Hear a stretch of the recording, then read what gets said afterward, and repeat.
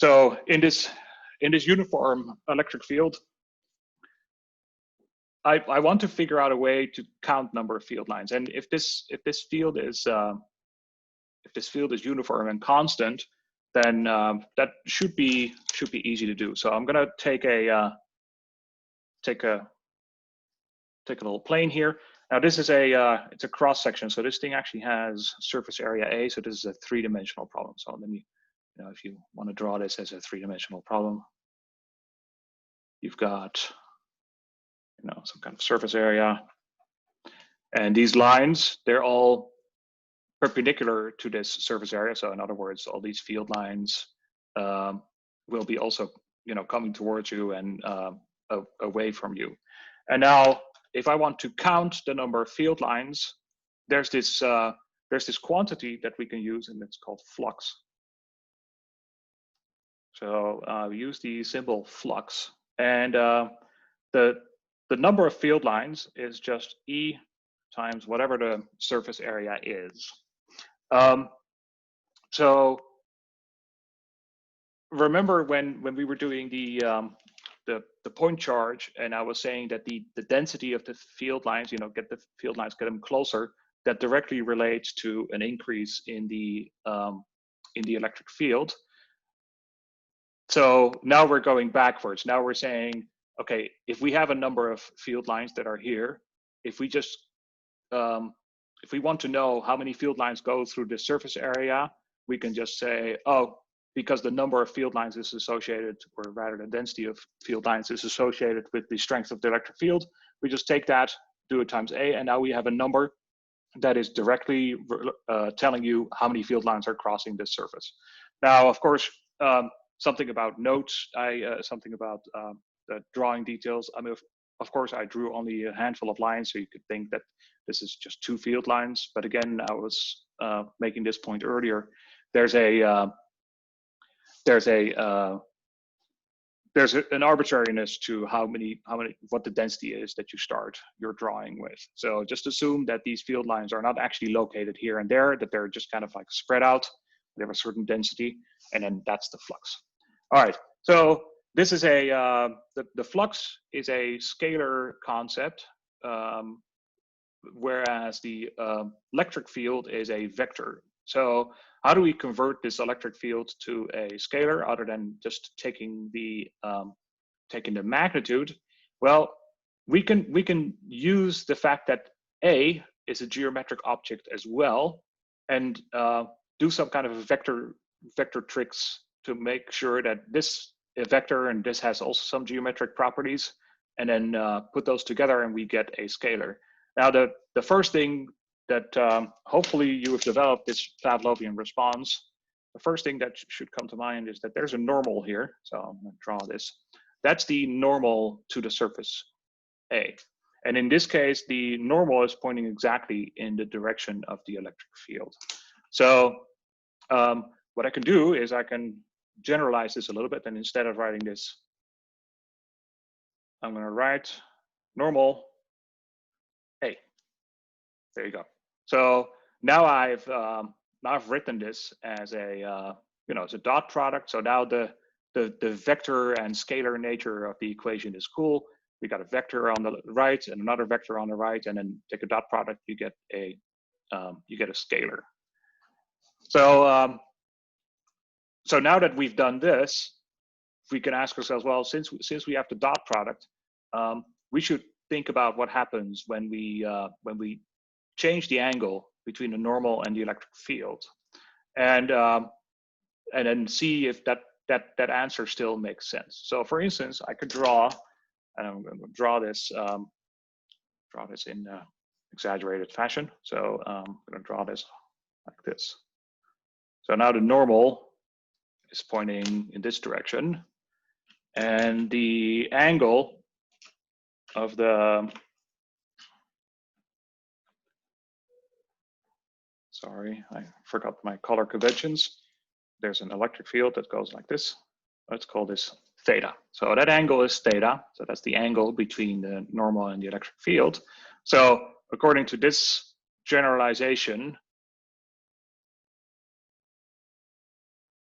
this dot product should become magnitude of E, so I'm just going to write that E, times the surface area times the cosine of that angle theta. Does this expression make sense? Well, it kind of does, because if I have this area and I have it, I have the normal like this, and the area is this big. If I start tilting it, I'm going to have fewer and fewer field lines that cross the area. And in fact, at some point when the normal is perpendicular to the electric field, there's no field lines that are cutting through the area. So in other words, this dot product becomes 0, and therefore the flux is 0. So the fact that we have a cosine theta here actually kind of makes sense if you think about this geometrically. Another way to look at this is say, well, if this is the surface area A, there is another surface area A associated with this, and we can call that A prime. That could be, for instance, the effective surface area, or that's the surface area that the flux sees, and that becomes smaller and smaller and smaller as you're tilting the normal. So that would make sense. That effective surface area would then be this one. We can define that as an A prime. So this expression does kind of make sense. You can think about just the number of field lines that cross the surface area, and we can use that to assign some kind of a scalar quantity flux. All right, now that's the flux for an object that is flat.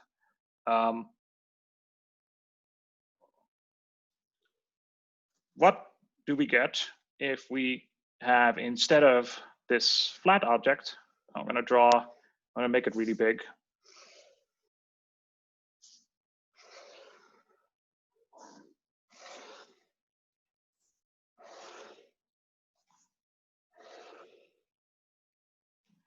And now I have I'm going to put a box here. So put a box. And this is a 3-dimensional box, but I don't want to draw this as a 3-dimensional problem because it becomes complicated enough. So this is a 3-dimensional box. And we can ask ourselves, okay, so if this box has 6 distinct surfaces, we can ask ourselves, okay, can we calculate the total flux going through this box?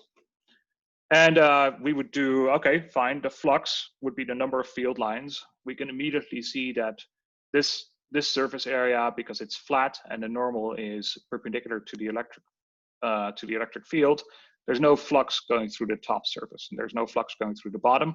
There's no flux going through the front, and there's no flux going through the back. The only fluxes that we have to think about is the flux going here and going through here. So there's a flux on the right, so we're going to call that flux on the right, and then there's a flux on the left. So the total flux is going to be the flux on the left and the flux on the right. And now we'll ask ourselves, what is the total flux?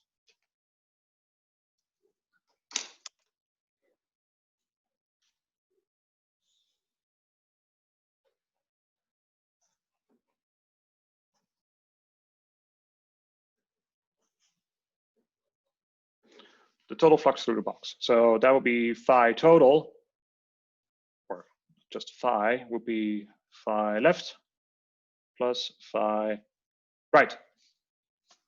Now, if this has an electric field E, and the surface area is again A, then the flux on the right is E times A, and the flux on the left is also E times A. Except for one thing. When we try to determine the flux that goes through 3-dimensional objects like this, we are going to adopt a convention that the normal that we will use is always going to be pointing to the outside of this object. So this object, it's a box. It has a well-defined inside and it has a well-defined outside, so it's not ambiguous to to determine the normal. So the normal on the right is pointing to this direction, and the normal to the left is pointing in this direction.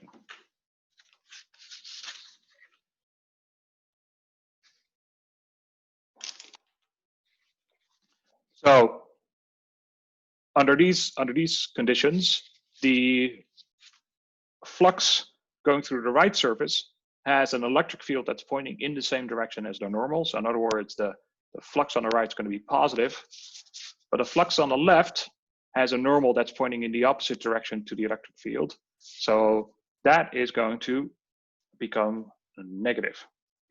So the total flux ends up being 0. So this is negative because of this part. And what does that mean, that it's 0? Well, it means that the number of field lines that go into the box is equal to the number of field lines that go out of the box. So the flux going through a box like this, if number of field lines going in is equal to the number of field lines going out, you should be able to say immediately the net flux going through this box is going to be 0. So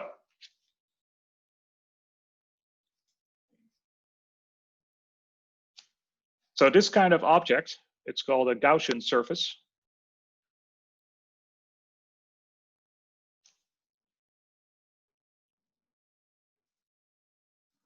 And what we mean by Gaussian surface is that it's got a well-defined inside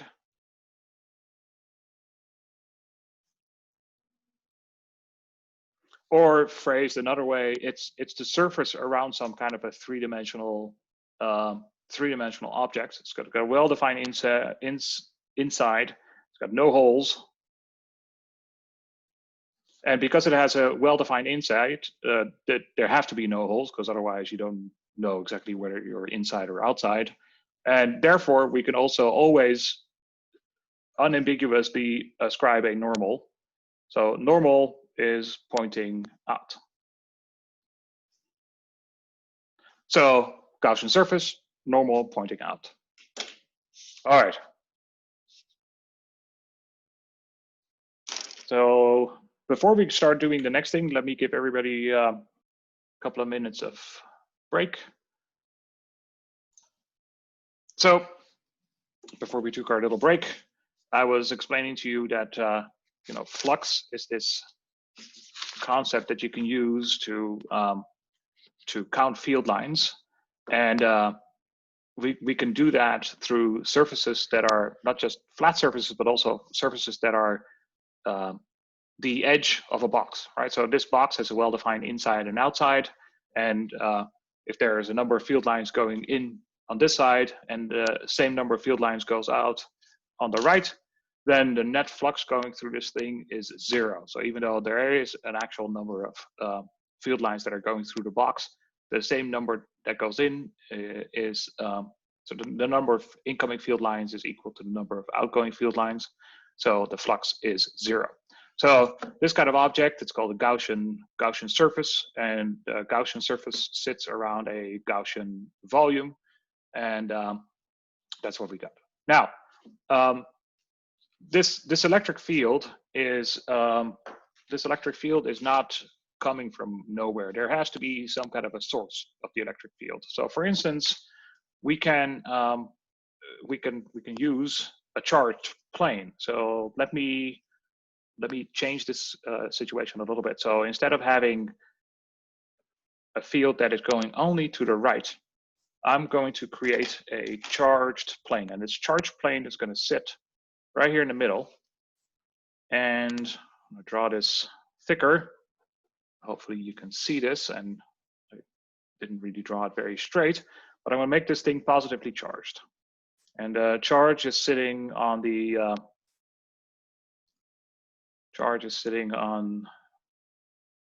both sides, because this plane is infinitely thin, and we have uniform charge density sigma. So uniform charge density sigma, gives you this kind of field. And if I hadn't been distracted by the video issues, I would have not butchered my equation, and we would have an equation of the field of an infinite plane. I'll fix that in the notes, but for now, just trust me that if this thing is infinitely large, you get a field that is pointing out from it, and it's uniform. The field lines, they don't kind of spread out, they just keep their same distance. And because they keep the same distance, the electric field is uniform. It's always the same, except for it makes some kind of a weird transition right here in this plane. But I don't want to talk about the inside of infinitely thin objects. Let's not do that. So let's avoid what's happening on the inside here, and let's only talk about what's happening on the outside. Okay, so we have a Gaussian object. We had one here already. Now I have reversed the field lines. So to the left of the plane, the field lines are going to the left. To the right of the plane, field lines are going to the right. And now we can move this object around. So for instance, if I don't have it here, but I put it over here, and I can ask myself, okay, what is the flux going to be in this situation? And in this situation, it's the same as what we were having before, right? So we have an object that's closed. It's a Gaussian object, and it's got a well-defined inside, a well-defined outside. And the number of field lines that are going in is equal to the number of field lines that are going out. So the net flux through this is 0. And now I'm going to have you, so I'll turn on the Nearpod, and I'm going to have you study and think about what happens when this object is straddling the plane. And which color shall I use? Okay, so I'm going to put the object here. So that's still the Gaussian box.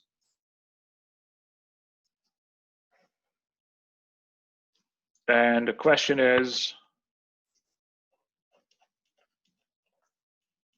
what is the flux? So let me do the screen capture thing again. This might be the first time that you'll actually see what I've been writing so far. Let me go to Nearpod.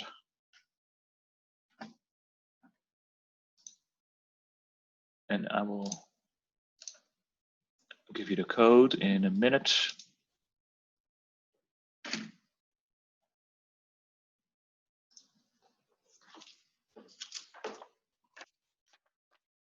All right, the code is GFHIR.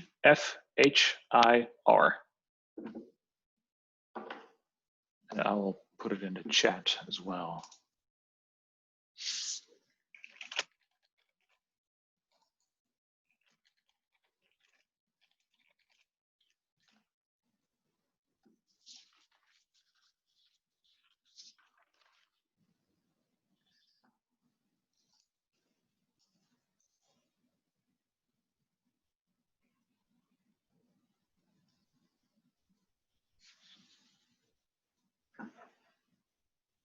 So I'll let you think about that a little bit.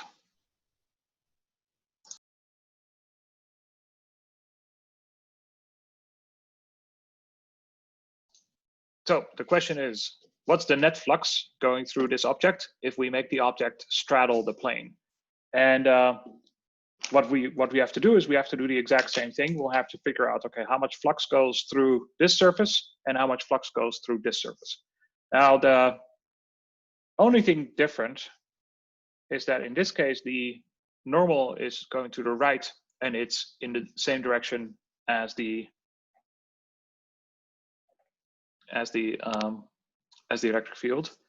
The normal on the left here is going, because it's now on the other side of the charged plane, the normal to the left is also in the direction of the electric field.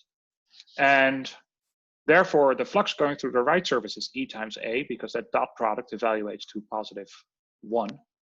And the one on the left is also pointing in the direction of the electric field. So that dot product is also evaluating to a positive value. So flux on the right is EA, flux on the left is EA. This flux is 2EA. Now, the thing to think about is that if I have this box here and I'm going to try to move it around, and every time I move to a different location and I figure out what's the net flux, I can use this box as a probe to determine, okay, where's the flux 0 and where's the flux not 0. So here the flux is 0, and oh, flux is non-zero, it's 2EA, and now the flux is 0 again. So every time this box is going around this charged plane, the flux becomes non-zero. So in other words, we can use this box as the detector for the fact that there is charge inside.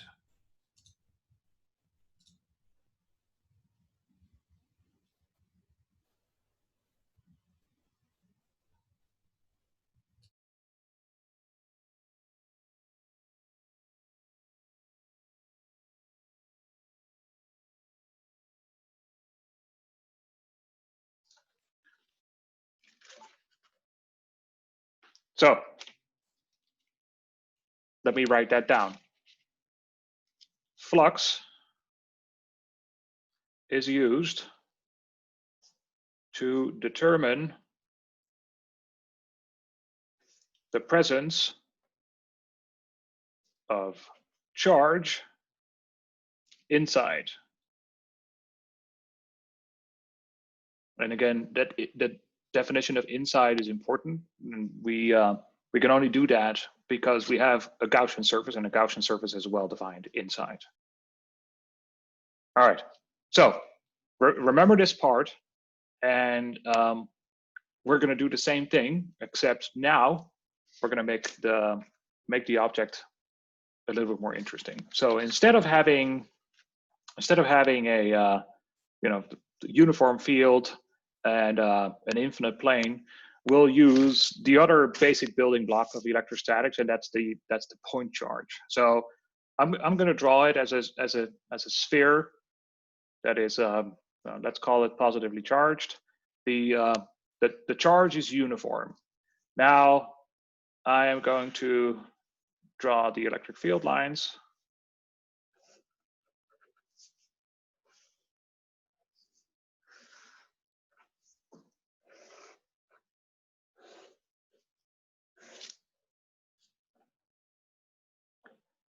That's the electric field.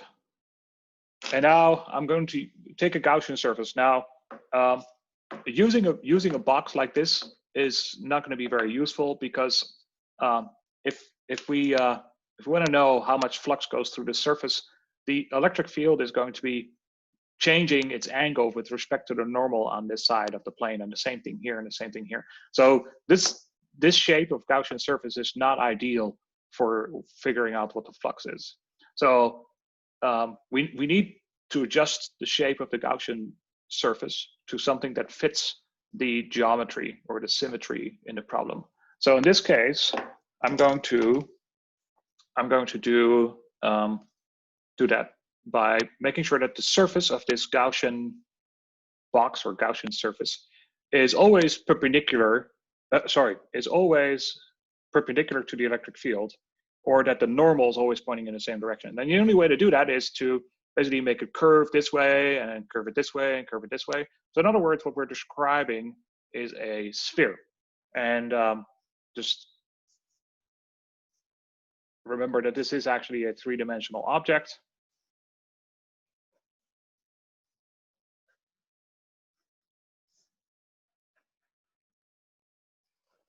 And this is our Gaussian surface.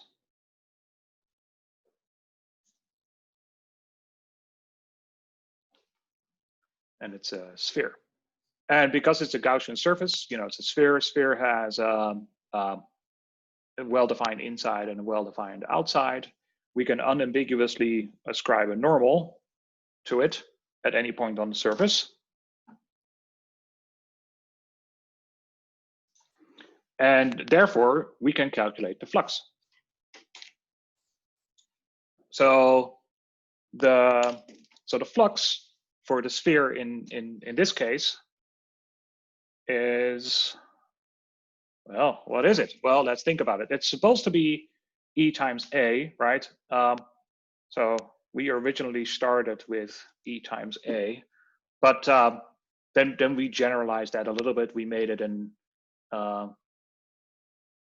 we made this an E product and an N hat and an A, but we can't really do that for the entire surface very easily, because of course this N and this E is going to they're both going to change, except for this sphere, the N is always going to be pointing in the same direction as the E. So in other words, this product is always going to be E. So even though we're moving the electric field, even though, as we are considering different points on the sphere, and we're considering different sections on the sphere, the normal is moving together with the electric field. And that's, of course, the point of using a Gaussian surface that fits the symmetry in the problem. So indeed, every time we will find the flux is going to be some dE times the normal times A. So when we integrate all those contributions, we will find it's going to be whatever the electric field is here times the surface area of this entire box. And the surface area of this box is 4 pi r squared. Actually, let me write that as a big R squared. 4 pi r squared. So for a sphere like this, or point charge, we know that the electric field is actually it's k q r squared r hat, but that vector is going to cancel, right? So because we take the E with we take the dot product of the E with the normal. So the surface, the electric field we need is just the magnitude of the field. So that's K times Q over R squared. All right, so fair enough. So let's do this. So maybe that's taking care of that later. All right, so E is going to be KQ over R squared. And then we still had a 4 pi R squared. And now the big surprise is that these R squareds cancel. So I get 4 pi K Q.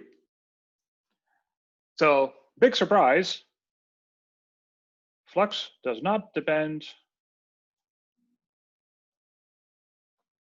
on R. So that's kind of cool. So you can make this sphere, you can make it as big as possible or as small as possible, but the total flux is going to be independent of exactly what R you choose. And if you think about this for a little bit, it's not too much of a big surprise, because when we take the sphere to a different radius, we're not changing the number of field lines. Or thinking differently, when the electric field goes down like 1 over R squared, then the surface area goes up with R squared, that product's going to be independent of R squared. So that's kind of cool. So the flux is a number that depends on just whatever that K is, 4 pi, and the charge. So the flux that we see is going to be proportional to the number of coulombs that are stored on this charged object. Now, this is the point to introduce a new physical constant. It's using the definition that 4 pi k is 1 over epsilon naught. That's the permittivity. We can write this as Q over epsilon naught. So that's the flux for the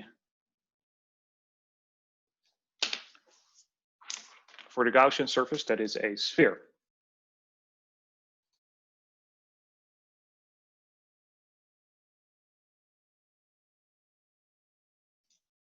Now, let's make this object a little bit more interesting. Let's make it an avocado. Okay, so I'm going to use this as the pit of an avocado, and I'm going to draw this object like this, and then it follows the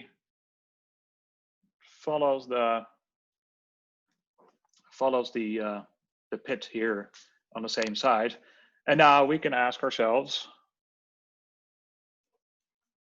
for the pink object, what is the flux?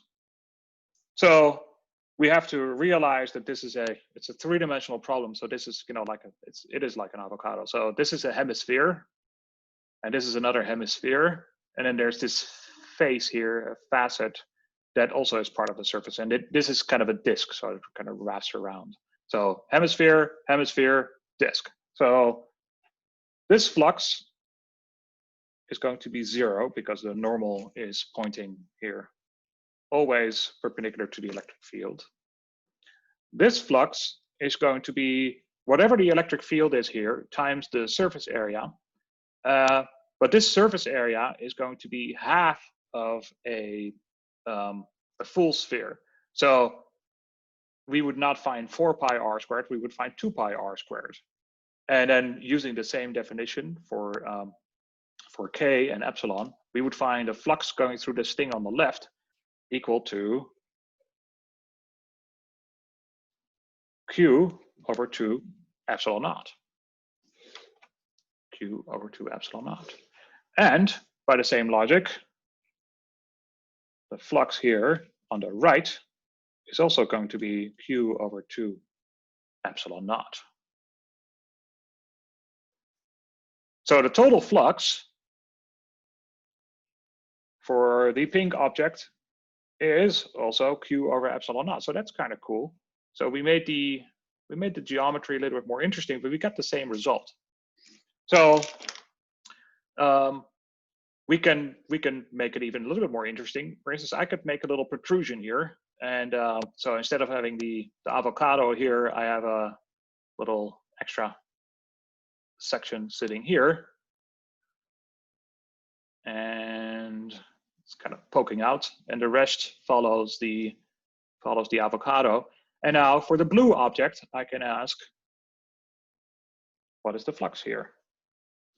Well, you have to think about this a little bit. So what happened? We moved this patch of the surface out here, and it became a little bit bigger, but at the same time, the electric field got weaker. So the product of the electric field and the surface area remained the same. And that's the thing that's doing the work here also. And that's the thing that's doing the same work here. So the fact that this patch moved out a little bit doesn't really change the flux. So even for the blue object, the flux is going to be the same. Still Q over epsilon naught. All right, now what happens if this thing has an angle? Well, if it has an angle, we can make that. So for instance, I put another blue patch here. I can make it in tiny little steps, infinitesimal steps.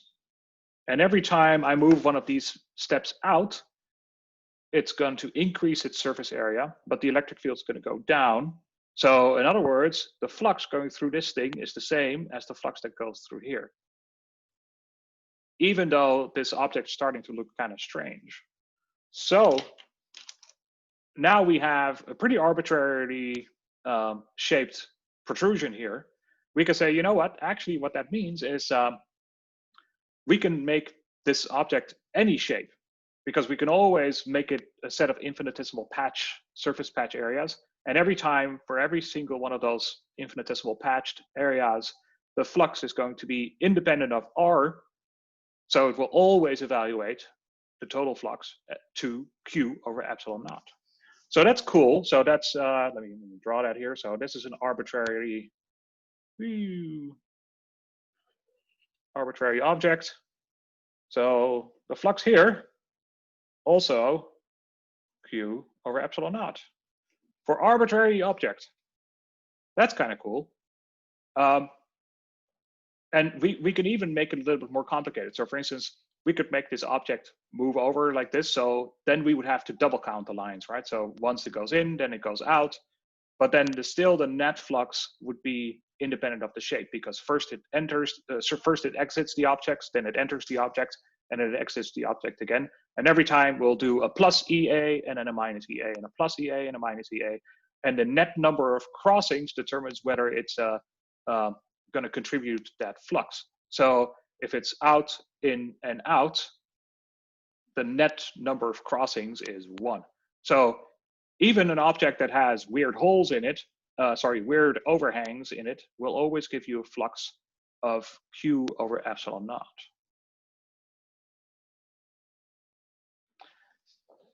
So the only way to get a flux that is not equal to Q over epsilon naught is to make the object different. So for instance, if I subtract the pit of the avocado from the avocado, so I'm left with the actual good bit of the avocado. Now the flux is going to be 0, because the flux that goes through this surface is E times whatever A is, but it is negative, and here the flux is positive, because it's the same field line that crosses this object.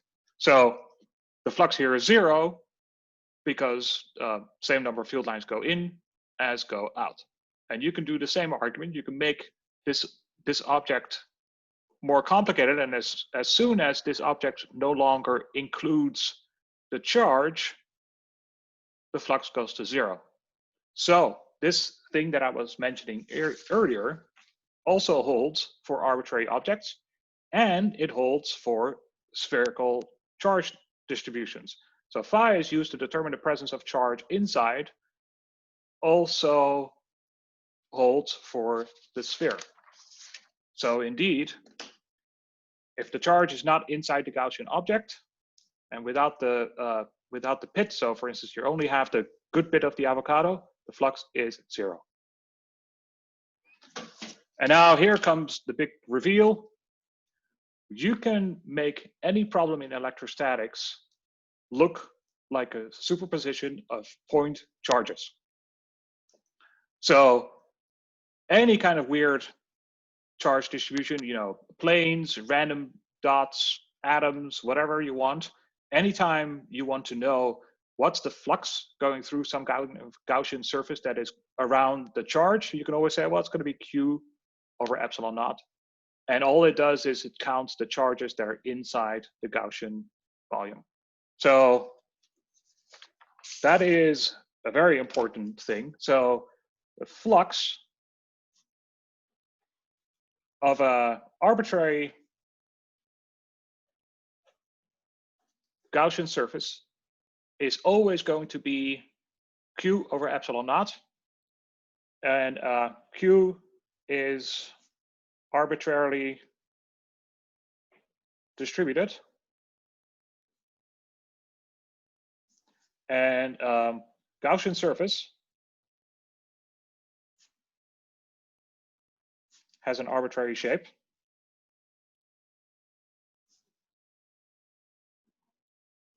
And that's very powerful, right? So we can make any kind of configuration. We can put a Gaussian surface in there and we can say, okay, tell me what the flux is. All I need to do is count the number of charges inside, and you know what the flux is. Now comes the last piece of the puzzle. So first we were saying, well, the flux is E N A, but if we don't have we have a curved surface, that this expression becomes a little bit tricky to evaluate. And if we have arbitrary surfaces, we have to really, instead of doing this dot product for a discrete sized object, we really should be doing an integral instead. So it's going to be a double integral because it's a surface, and it's going to be E times N dA, and that's the flux. So it's a double integral over the surface. So whatever variables you want to use to describe the surface. So for instance, for a sphere, you could use a phi and a theta. For a box, you could use values of x, y, and z. And at some point you'll have figured out how to describe it as a surface integral. And then this integral is going to evaluate to the flux. So this is quite a symbolic, this double integral. I don't like writing it because this is a single differential and this is a double integral. So I will usually write it like this. So single integral with the assumption that when we've worked out the parameterization, we will know that we will probably need to do two integrals. And then the other thing we need to do is we need to make sure that this integral is executed over the entire Gaussian surface, and that Gaussian surface sits around a three-dimensional object. So it's the edge of a three-dimensional object. And in that case, we can write this as an integral like this. So the circle through here means that it's the edge around something. So that actually encodes the fact that it's a Gaussian surface, because you can't really have a edge around a three-dimensional object without having an inside. And now the last thing that we do is we usually use the shorthand dA vector. So that it looks really weird because, you know, surface area is not really a vector, but we'll use that as a shorthand for this, because otherwise you get tired of writing the n times the dA. Okay. So this is very exciting. We have now figured out that the flux can be described as a surface integral over the electric field, and that's the left-hand side here. And the right-hand side, simultaneously, we know that Q over epsilon naught is always going to be the outcome of that flux. So this is Q over epsilon naught. But this Q is only the Q that is inside this object. So we call this Q enclosed. And now we have here our first Maxwell equation. So this is Maxwell equation number 1, Gauss's law. And it's really remarkable how powerful this thing is. We can use this for situations of a high degree of symmetry. We can figure out a Gaussian surface that always gives, for sections of the surface, a 0 or some kind of a constant electric field. And if that's the case, we can factor the electric field out. And now we have E times whatever surface area of that object is Q enclosed over epsilon naught. So this is the famous equation that I was promising you you could use to figure out what the electric field is without having to do that tedious direct integration. So this thing works. This thing works in really remarkable manner. I do want to write one more thing, and that is I want to write this as a little arrow, because there's a causality here. This Q, it's enclosed in this surface, and that Q generates this electric field. Because there is another expression that involves the electric field and the charge, and that is, of course, the Coulomb force law. But in that case, that electric field in that expression is not originated by that charge. That charge is placed in an electric field that has some kind of another origin. So it's important to remember causality here, which way the arrows point. So next class, we will do a whole bunch of examples of Gauss's law. We'll do the same thing all the time. We'll always try to figure out some kind of a Gaussian surface that has the right symmetry such that you can take this E and pull it out of the integral. And then you can say, okay, therefore E is this. And it's really cool. And I can give you one example. So for instance, because I promised I would give you the field of a plane, and I kind of butchered the math. So so let me use that quickly. So we're going to make a plane here, and it's an infinitely large charged plane. So as the electric field's coming out. Okay, field's coming out. E. And because it's really infinitely large, we can't really give any angle here because we have translational invariance and also, you know, sort of a rotational invariance. So you don't really expect the electric field to do anything else than pointing out. And now I'm going to take my Gaussian surface and I'm going to stick half of the box on this side. And then the other half of the box sits on the other side. So I'm going to put that box here.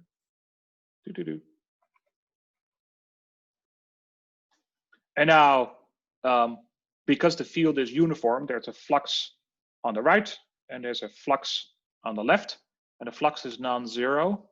So we know already that the flux going through such an object is E times A times 2, where A is the surface area of one of these faces. That's A. And now we're going to use Gauss's law to say, okay, what's the other side of Gauss's law? That's charge. So the charge that sits in the box is the charge that is on this plane. So it sits on this plane here. So if this has a uniform surface charge density sigma, then the charge that is enclosed in this Gaussian surface is sigma times A. So the right-hand side of Gauss's law, Q enclosed, is going to be sigma times A. So the flux is E times A. It's going to be sigma times A over epsilon naught. And now we don't know what E is yet, so let's figure out what E is. A's cancel, and we get sigma over 2 epsilon naught. Woohoo! That's the field of an infinite plane. Now, that was way easier than doing the way easier than the doing the direct integration, wasn't it? All right, so I get super excited when I make it to Gauss's law because I know this is when we're off to the races. So you'll see how powerful this is because we'll do this for a whole bunch of charge configurations and we'll really be able to get a lot of mileage out of it. So I'd like to end class with going back to our concept map because we've done a whole bunch of things. So we've done we already had, you know, the Coulomb force law, so F sub Q, so F sub C. We had a charge, we had an electric field, and today we added the flux and we added Gauss's law. So the question is, how do these relate to one another? Well, so we start always with the charge. So the charge is this thing that generates an electric field. And if we use direct integration, we can just say dE is something. We did this last class. And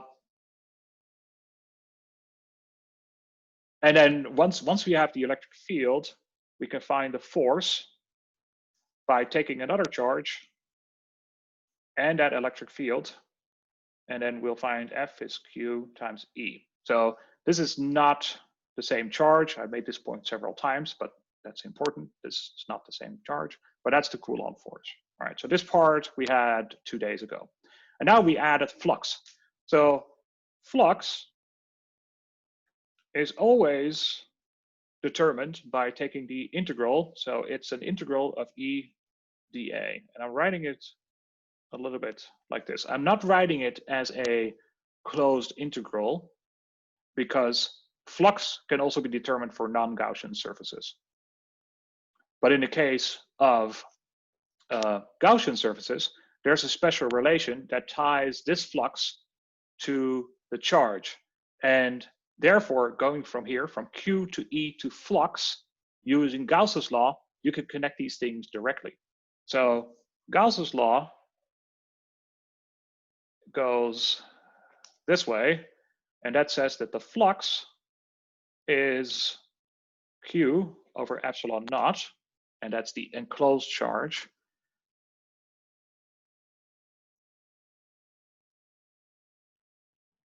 And then the right side of Gauss's law is the relation between E and the flux through this surface integral. So Gauss's law in this diagram is the combination of these. So it's the flux is Q over epsilon naught is due to, and remember I'm doing this with arrows, E dA vector, also known as Maxwell 1. And the Coulomb force law is the combination of these.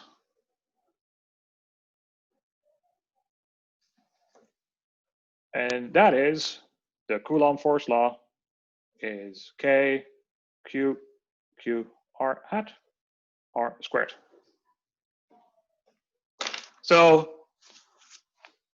that's really all we've done so far. It's when you make a diagram like this, it looks a little bit like we've been spending 2 weeks on this already. But I hope you realize the power of the math and physics we have described so far. It's really rather remarkable. All right, so let me pause the recording and ask if there's any final questions.